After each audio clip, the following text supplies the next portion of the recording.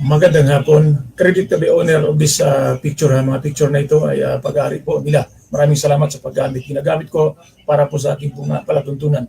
Sa hapon na ito, nais ko lamang hong talakayin. No? Ito pong mga samot-saring isyo. Katulad po nitong mga pagbaha sa atin, no? Dahil sa sunod-sunod na tagulan.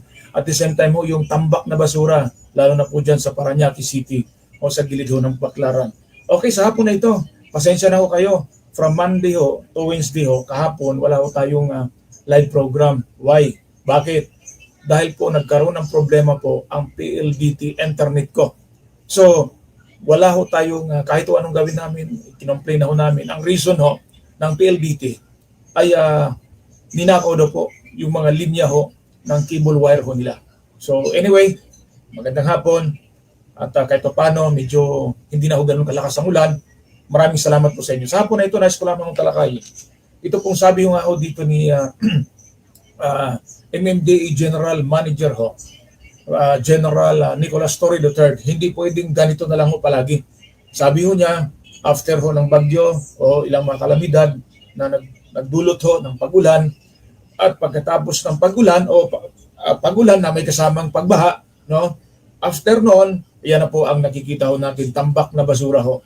Tayo pong mga Pilipino, dapat din tayo maging responsable sa ating sarili. Hindi ko po sinasabi na hindi po ako nagtatapon ng basura. Ako po ay nagtatapon ng basura, pero ang aking pagtatapon ng basura ay itinatapon ko mismo doon sa kumukuha ng basura dito po sa aming lugar. At maging nasa kaliban ako, talaga pong kinikip ko yung basura ko para makatulong man lang tayo sa simpleng pamaraan.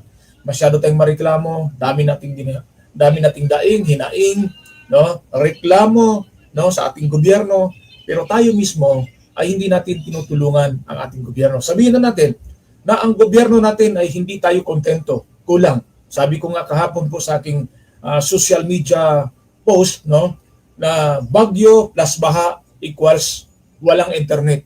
O, yun po ang aking post. Ibig sabihin, no, napakamalas ko dahil napakaganda po ng mga topic na dapat ho nating pag-uusapan o talakayin, no.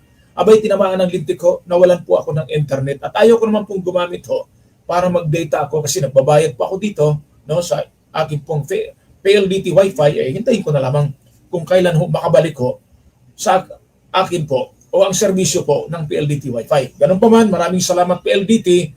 3 araw ho, halos wala kaming internet o almost 3 days ho, more or less po, wala kaming internet. Ewan ko lamang kung yung pong mga araw na wala po kaming internet ay ibabawas so sa amin pong bayarin. No? Pataas ng pataas ang mga bayarin, pero minsan ho ay yung kanila pong services ay para bang tayo pa ho ang may problema sa kanilang serbisyo. Okay? Dito po tayo sa ating pong tatalakayin sa hapon na ito. Maraming salamat po sa inyo. Pilipinas, mag-usap tayo. Talakayin po natin ito. Sabi nga ho, hindi pwedeng ganito na lang ho palagi. Sabi ho ni General Manager ho ng MMDA, Nicolas Torre III, sa bawat malakas na ulan ho, mayroon pong kasamang pagbaha. Tama ho yan. Bawat kalamidad, bawat bagyo, bawat ulan, may kasama hong pagbaha. Pero ang kagandahan daw ho dito, mabilis ho tumaas ang tubig dito ho sa Metro Manila, pero ang bilis naman din ho mag-submerge. So, ibig sabihin, bumaba ho. Sabi nga dito, sa bawat baha, baradong daluyan ng tubig at kapag humupa na ang tubig, makikita ang tambak na basurang naiwan sa mga estero at waterways. Totoo po yan. Nakita po sa inyong screen ang picture po ni General Nicolas Torre Nicolas Torre III, ang MMDA General Manager, kasama po yung mga tambak na basura. Diyan po yan sa Parañaque City. Kitang-kita ho ninyo, tabi ho yan ng Ruas Boulevard. Kung di ako nagkamali, or malapit po yan sa Manila, Manila Bay. Ganon ho. So, sabi nga niya, hindi na ho dapat laging ganito na lamang. Dapat ho, ang gawin ho natin, tayo ho'y maglinis. Kaya malaki po ang obligasyon ng Metro Manila Development Authority. Hindi ho biro ang kanilang trabaho. Lalo na po, yung pong mga kumukolekta ng mga basura ho natin. Yung mga tapon po natin. Pero tayo mga Pinoy, reklamo ng reklamo, pero yung sarili natin, hindi natin ireklamo. Okay? At kapag humupa, ngayon Agosto Ito po na nangyari po ito nung nakarang Agosto 11. Tayo po ngayon ay Agosto at 13. So ilang araw na po ito bago ho natin maipalabas. Kaya nga ho, updated sana ako sa mga balita kung tatalakayin. Hindi ho nangyari because of the problem ng PLDT internet wifi ko. Di ba? So ngayon ho, personal ho na nagtungo ho o pinuntahan ho ni MMDA General Manager Nicolas Torre III ang isang waterways sa Barangay Baclaran, Parañaque City na napuno ng basura matapos ang malakas na ulan. Pero sabi nga ho dito, ang pag-ulan at pagbaha nitong mga nakaraang araw, pero higit sa paglilinis ho ng basura ay dapat nating tingnan kung bakit paulit-ulit na lamang itong nangyayari. Oo naman, since po ako'y nakatira po dyan sa area po ng Tramo, Pasay, sa kabila lamang ho ng Baclaran, Parañaque, wala na hong pagbabago. Kung mayroong mga pagbabago, yan po ay kooperasyon ng LGUs at ng MMDA, no? Kumbaga ho, natanggal yung mga basura bago bumaha, umulan, kaya walang basura sa kanilang lugar. Pero higit sa paglilinis ho ng basura, dapat nating tignan kung bakit paulit-ulit na lamang itong nangyayari. Yun ang katanungan. Ano po ba ang nangyayari sa atin na tuwing mayroong kalamidad, bagyo, pag-uulan, pagbaha, always there, nasa tabi ho natin o nakikita ho natin ang samot-saring tambak na basura ho sa mga estero o sa mga waterways, ika nga, di ba? May responsibilidad ho tayo ang pamahalaan, may responsibilidad ho ang pamahalaan na tiyaking maayos ang mga drainage systems, waterways at iba pang infrastruktura laban sa baha. Ngunit may pananagutan din ho ang bawat mamamayan sa simpleng bagay na kaya naman. Kaya naman nating gawin ang tamang pagtatapon ng basura. Bakit kaya hindi natin masunod? Hindi natin magawa ang pagtatapon ng basura. Ngayon, ang katanungan ko, sa ating pamahalaan at maging sa ating mga mamamayan, dapat ho maging considerate tayo, dapat ho maging patas tayo, maging pantay tayo dito. Ano ang problema? Kulang ba sa edukasyon para sa pagtapon ng tamang basura? Or wala ho talagang naghahakot ng basura? Dito ho sa iba't ibang mga lugar, meron pong mga garbage collector, truck garbage collector ho, na kumukolekta linggo-linggo, 3 times a week, kinukolekta po ang mga basura. Mayroon naman po silang programa na segregate ang basura. Kaya nga po, dito sa basura, doon po sa ating pong pahayagan, na huli ka dyaryo, mayroon po tayong banner story doon, dahil po sa basura ho, nagkaroon po ng kickback ang mga LGUs, about 27% ang kinikita ho nila. Meron yung mantakin ho ninyo. Dito ho, balik ho tayo dito sa ating topic ho. Hindi sapat na puro clearing operation na lamang ang gawin ho. Kapag may barado ho na mga daluyan ng tubig, hindi rin sapat na gobyerno lamang ang laging inaasahang kikilos pagkatapos ng sakuna. Kung patuloy nating itatapon ang basura kung saan-saan, kahit gaano karaming clean-up operation ang gawin ho natin o gawin ho ng gobyerno ho, babalik ho ito. Ang problema, tama po si General Nicolas Torre, si General Manager ng MMDA, tama po ang kanyang pong pahayag. Ang baha ay hindi lamang usapin ng drainage o flood control projects, usapin din ito ng disiplina at pananagutan.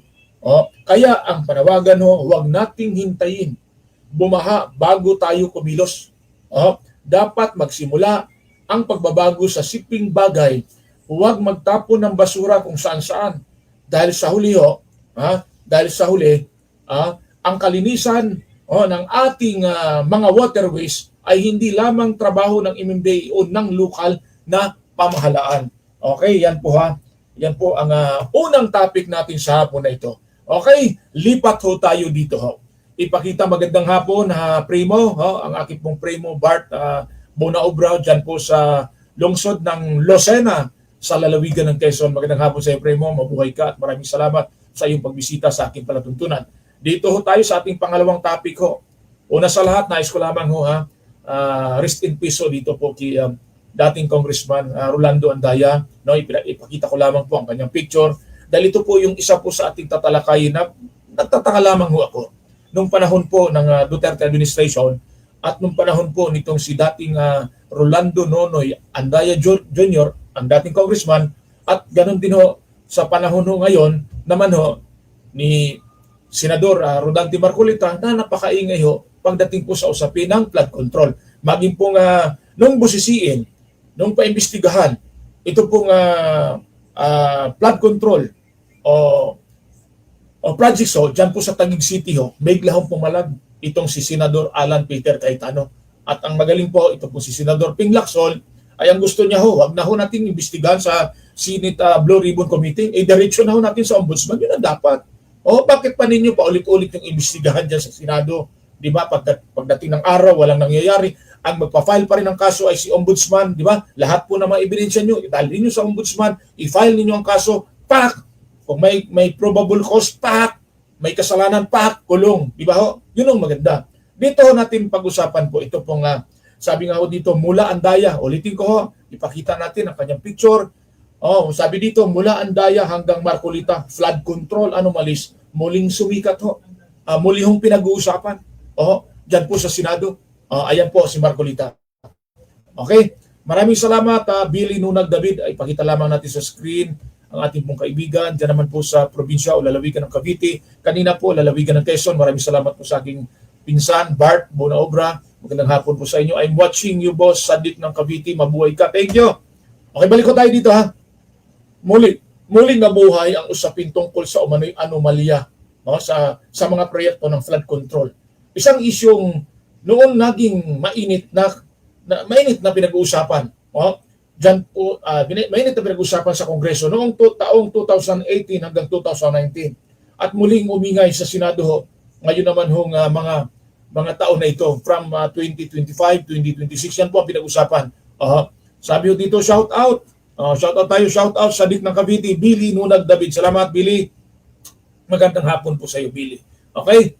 At magbawas tayo dito ng picture. Okay? Okay, good. Di ba? Sige. Tandali lamang.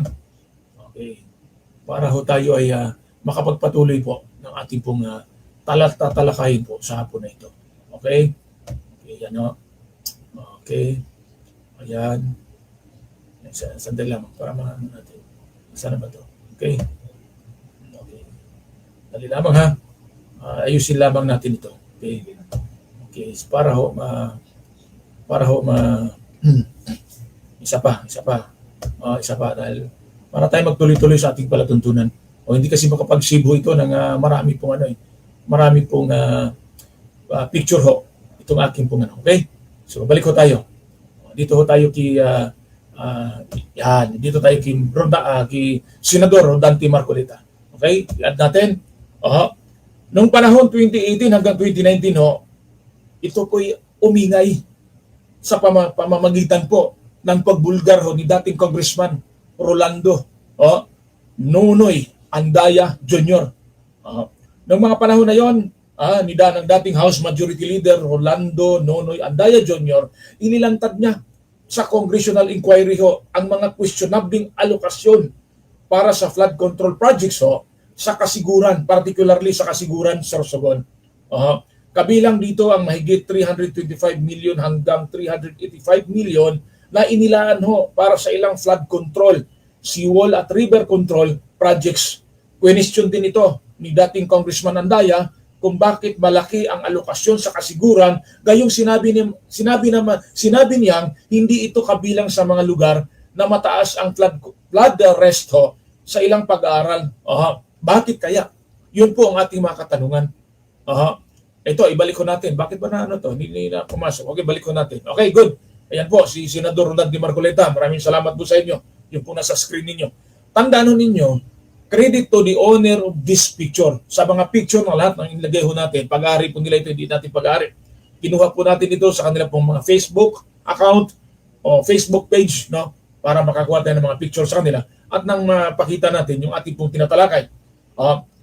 Ito yung sinasabi ko ho, na ilang bilyon ho yun. Na tinatawag ho nilang mga pondo na inilaan ho nung dating Department of Budget and Management o Department Budget Secretary inilaan ho ito napakalaking pondo para ho sa probinsya ng Sorsogon at hindi lamang sa Sorsogon, kundi po sa iba pang mga lugar. Milyon ang pinag-usapan dito sa kasiguran pa lamang ito. Ilang milyon yun? Balikan natin. Ang sinasabi ho dito ay 325 million hanggang 385 million. Ang laki ho nito. Mantakin ho ninyo. Seawall ho ito ha. Ang ginagawa ho nito ay para ho sa ilang flood control, seawall at river control projects ho. Kung titignan mo, napakalaki ho ng pondo nito. Napakalaking halaga nito. Para pag-usapan po, yung halaga ng pera, kung saan napunta. Nung mapunta sa project na ito, ang problema ho, mga substandard naman. At ilang pong mga ghost project. Pero anyway, dito po sa kasiguran na Sorsogon, wala po tayong nakikita pa na ghost project. Hindi ho lumabas sa ating research. Iwan ko lamang ho sa ibang mga kasama natin sa media kung na-research nila na may ganun. Kasi may mga lumalabas ho, dito po sa pinag-uusapan, tinatalakay na 2025, noong nakaraang taon hanggang ngayong 2026, mainit pong pinag-uusapan ito pong issue ng flood control projects. At nakita naman ho ninyo, kahit saan-saang lugar, matindi po ang pagbaha. But anyway ho, bata pa lamang ako, talaga pong naranasan ko namang pagbaha. Maging po sa aking lalawigan, sa lalawigan ng Cebu ho, bata pa lamang ako, elementarya, habang ako papasok sa eskwela, no? Ako'y nag-aaral, naglalakad lamang ho kami, bitbit ang aming chinilas kasi ayaw po namin masira ang aming chinilas. Nakita na ho namin, o ako, personal, na mayroon po talagang baha. Wala pang flood control program noon. Panahon po yan ng matandang Marcos, si Apulacay, nung ako po'y nag-aral. Naging bahagi rin ng investigasyon ang Arimar Construction na ayon sa House Records ay inuugnay sa pamilya ho ni dating kasiguran Mayor Jose Edwin Hamor. Giniit ng daya na may mga dokumentong nais niyang iharap na nagpapakita ho ng naturang koneksyon at kaugnayan nito sa mga proyektong pinundono ng DPWH. Sino ang DPWH Secretary ng panahon? Siyempre po si Senador Mark Villar. Siya po ang DPWH Secretary. Alam din po ito ni Senador Mark Villar kung totoo ba itong ating tinatalakay. Mahirap po ito from root to fruit, no? Simula sa ugat hanggang sa prutas ho ito, sa bunga ho. Napakalalim na usapin ito. Marami na pong mga nakulong, may nakapagpiyansa na po at iba pa, di ba? Mariin din naman akong itinanggi ng kampo ni Hamor ang mga aligasyon. Sa isang hearing ho, itinanggi rin ho ni Hamor ang sinasabing pagiging balai niya kay dating Budget Secretary Benjamin Diokno. Kapilido ito ni Congressman Chil Diokno. Magagaling ho itong mga Diokno na ito. Habang ipinaliwanag ho ang kanilang tunay na relasyon sa pamilya ni Diokno. Fast forward ho tayo. Harapin po natin ang taong 2026. Kalimutan na muna natin yung 2018 hanggang 2019. Kung nakita ho ninyo, nag-viral ho ito. Kasama po sa nasabi pong pagbubulgar nitong ni dating congressman na namayapa, yumaong Congressman Rolando Nonoy Andaya Jr. ay si Senador Rodante Marcolita. Siya po isang party list congressman noong panahon, party list representative.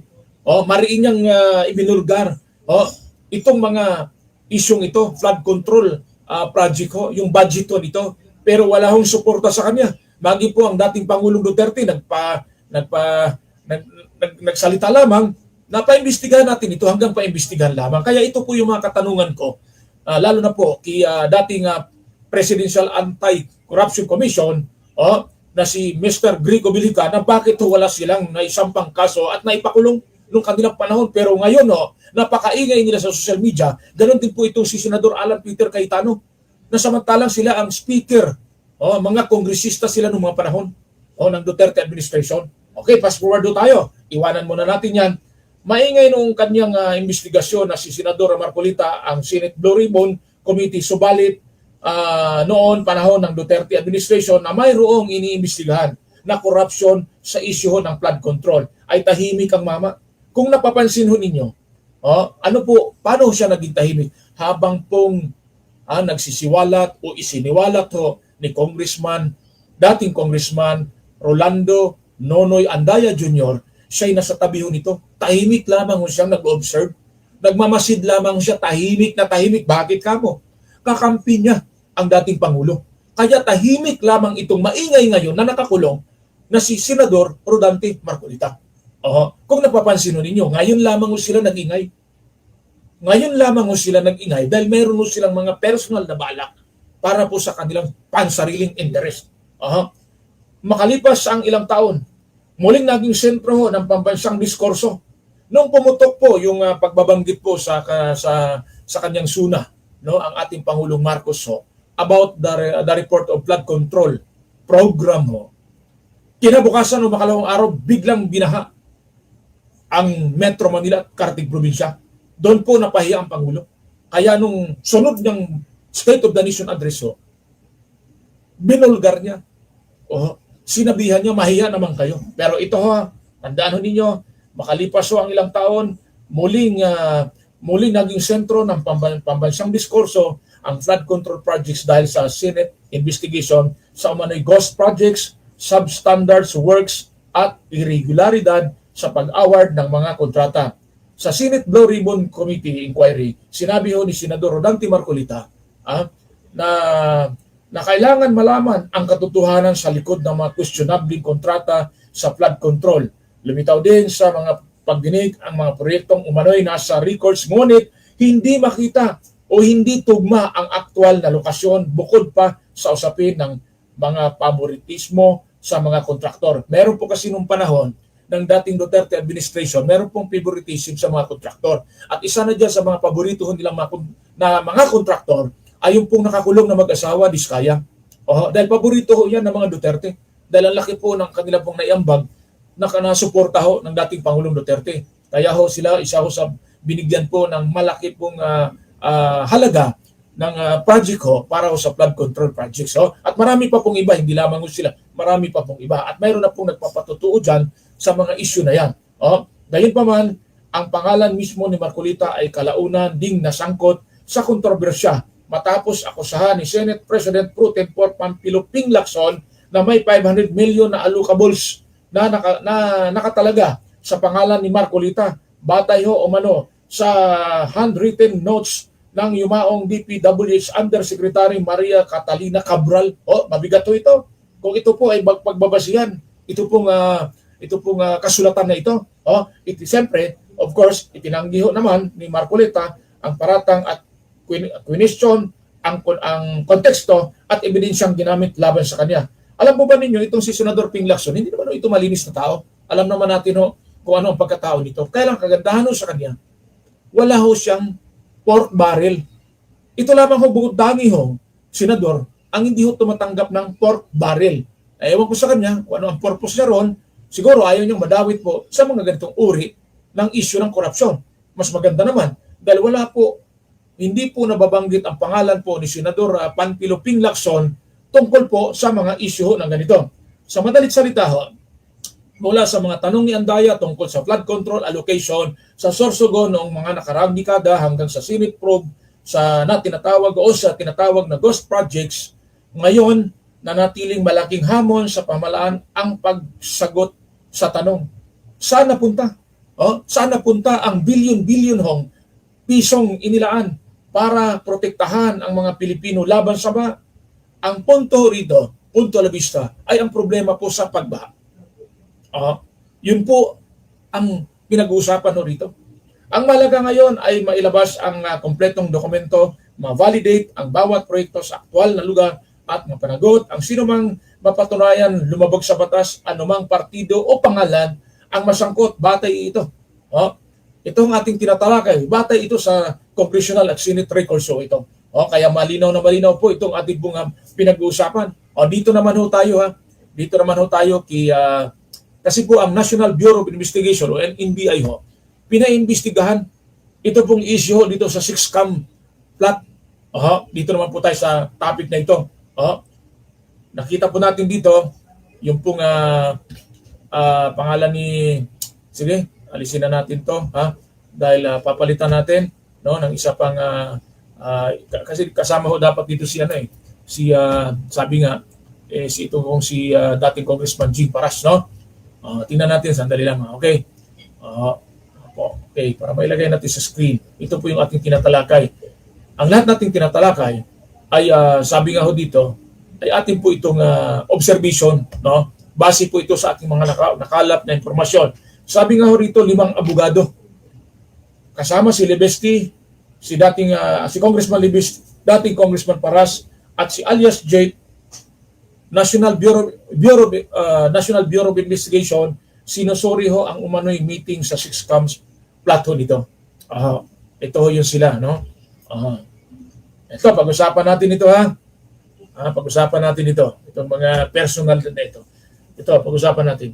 Umiinit ho ang investigasyon ng National Bureau of Investigation o NBI sa umano'y planong pagkakasangkot ho kay Executive Secretary Ralph Recto ho sa isang six scandal. Ito po, ayon po ito, base din po sa mga napapanood nating mga live interview o mga interview ho, pahayag ho ni National Bureau of Investigation Director Attorney Melvin Matibag, no? Patuloy nilang sinusuri ang mga testimonya, mensahe at iba pang impormasyon na maaaring magbigay linaw kung sino-sino ang mga sangkot sa umano'y honey trap operation. Sa ngayon ho, itinuturing na person of interest sina Batangas 1st District Representative Leandro Blibiste at dating Congressman Jacinto Jing Paras. Ngunit sinabi rin ng National Bureau of Investigation na hindi pa sapat ang ebidensya laban kay Blibiste at ang pangunahing hawak pa lamang ay testimonya ng dalawang testigo. Sa salaysay po ni alias Jane, ito po yung talent manager. Kumbaga sa ito yung broker, di ba? Ayon po sa salaysay ni alias Jane, lumutang ang umano'y pagpupulong kung saan kasama ang ilang babae at talent manager na si Lito Di Guzman. Ayon sa ulat, sinabi umano ni Paras, ni dating Congressman Paras, na may planong gumawa ng mga sinumpaang salaysay laban kay Recto. Itinanggi naman ho ni Libeste at Paras ang kanila pong pagkakasangkot. Mas lalong naging palaisipan ang papel ho ng mga abogado matapos kumpirmahin may mga abogado ring pinatawag ng NBI kaugnay ng investigasyon, ngunit mahalagang linawin hindi pa nangahulugan ang pagpatawag sa isang abogado o sinumang tao na guilty na siya o bahagi na siya ng isang krimen. Alam po ninyo, hindi po ako abogado, pero tayo nagtatanong din po sa ilang mga magagaling na abogado. Nagtatanong din po tayo. Ang sabi ko nga, may lumapit sa iyo, isa kang abogado, bilang bang profesyon o bilang bang trabaho mo, hindi ka dapat sumasang-ayon sa mga maling plano. Dapat ang abogado ay dipinsahan niya ang kanyang kliyente. Wala pa namang nangyayaring pagkakasala. Gagawin pa lamang ang pagkakasala. Pag-i-correct niyo ako, pakinggan niyo ako mabuti. Bilang isang abogado, ang role mo sa buhay ay dipinsahan mo ang iyong kliyente. Bilang isang abogado ka. At ang isa pa dyan na pinakamaganda ho, hindi pa ho nangyayari ang pangyayari. Nung ikaw inimbita na para ho planuhin kung totoo man itong mga aligasyon na ganito, bilang abogado ho, exit ka. Sasabihin mo sa mga kliyente mo, ay hindi pwede yan. Abogado ako. Hindi kami kasabwat sa mga plano, kung ano man po ang inyong mga plano para po gibain ang gobyerno. Dapat ganun mag-isip ang ating mga abogado. Hindi man ho lahat, pasintabi ho, marami naman pong abogado na magagaling. Wala akong masasabi doon sa mga abogado, sa mga lawyer, na dinidipinsahan nila kahit mali po ang kanilang kliyente. Trabaho po nila yon. Pero yung gagawin pa lamang ho, ang isang krimen, dapat po sinabi po nila sa kanila po mga kliyente na hindi po dapat kami kasali ho yan. Dahil po kami, ang aming trabaho ay hindi magplano para gawin ang isang pangyayari na mali labag sa batas. Dapat ho sana, ganun ang gagawin ng isang lawyer. Dito dapat maging maingat ang publiko. May aligasyon, may testimonya, may mga mensahe, may imbitasyon. Pero ang tunay na tanong, ano ang mapapatunayang ebidensya kung may naganap mang meeting at may pinag-uusapan, plano, dapat matukoy kung sino ang naroon, ano ang eksaktong pinag-uusapan, sino ang nag-utos at sino ang nagpondo. At kung walang katotohanan, ang mga aligasyon, nararapat ding mabigyan ng pagkakataon ang mga inakusahan na linawin at ipagtanggol ang kanilang panig. Sa ngayon, hindi pa hatol ang investigasyon. Ang NBI mismo ang nagsabing patuloy pa nilang binubuo ang kaso. Kaya ang pinakamahalaga ay hayaan ang ebidensya ang magsalita, hindi ang ingay ng politika. Sa isyong ito, isang tanong ho ang akin pong itanong ho sa inyo. ang nanana, nananatili, sino ang tunay na nasa likod ng umano'y planong six scam plot. Ito po yung tanong natin ngayon. Okay? Okay, sige.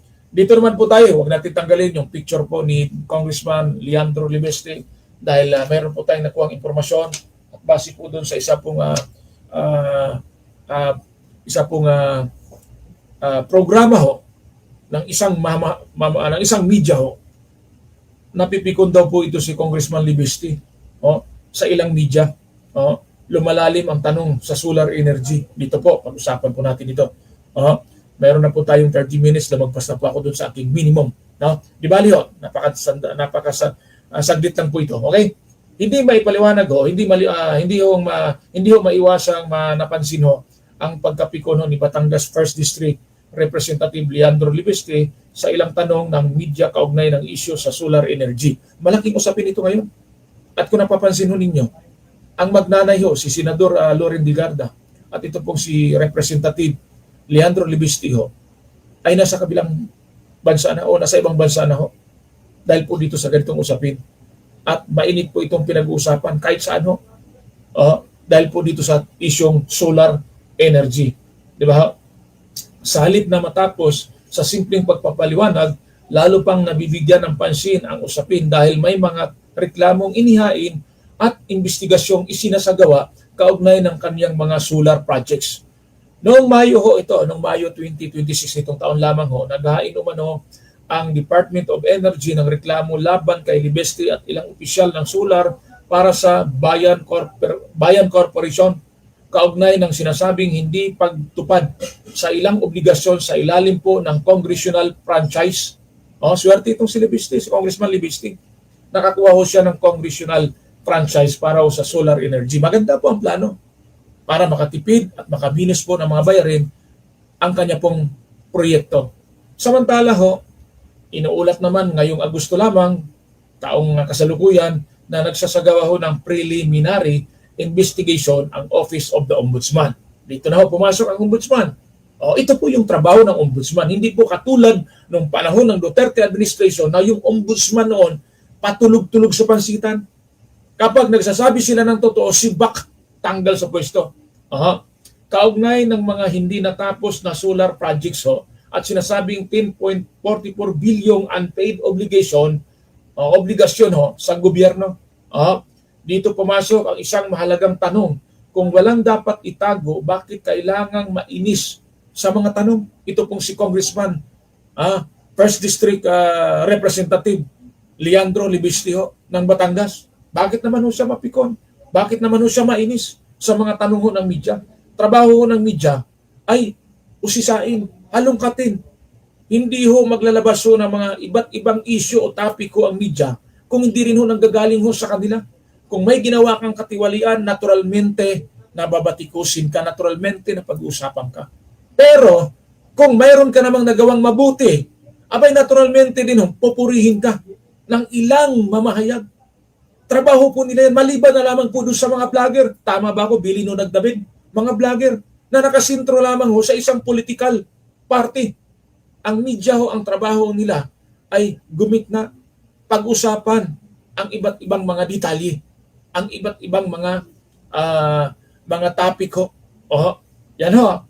Trabaho ng media ang magtanong, lalo na kung pera ng publiko, proyekto ng gobyerno at responsibilidad ng mga taong may hawak ng prangkisa ang pinag-uusapan.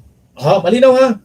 Hindi rin ho mangangahulugan o nangangahulugan na dahil napiko ng isang opisyal ay automatikong ng tama o mali ang mga aligasyon laban sa kanya.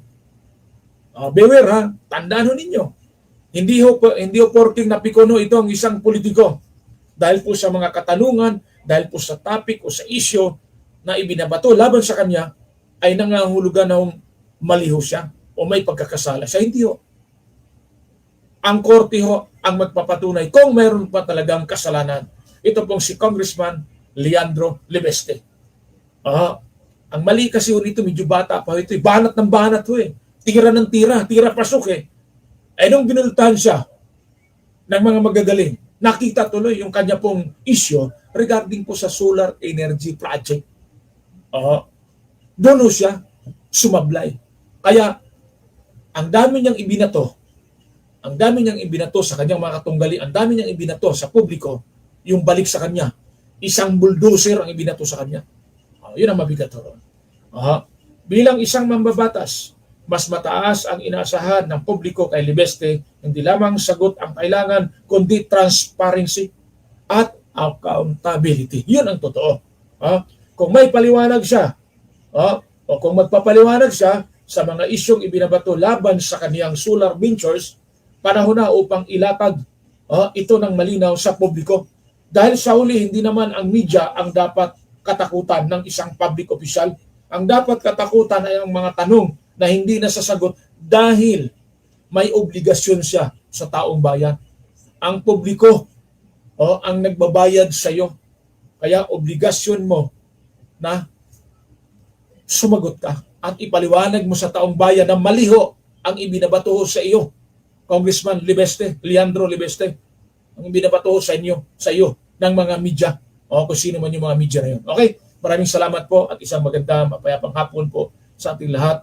Diyos mabalos at mabuhay ang masang Pilipino. Daghang salamat sa inyong tanan. God is good all the time. To God be the glory. God bless. Adios amigos. Bye-bye.